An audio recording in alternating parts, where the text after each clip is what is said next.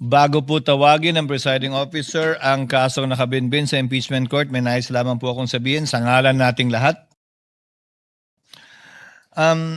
Magkakaiba man ang ating pananaw at bagaman magkakatunggali ang magkabilang panig dito sa impeachment court, may mga bagay-bagay na dapat pinagkakasunduan at pinagkakaisahan natin. Lalo na dun sa mga napuyat kagabi kakapanood ng TV. At para sa akin ang isa po dito ay ang tagumpay at kampyonato ng ating magaling at magiting na kababayan na si Alex Ayala sa DC Open.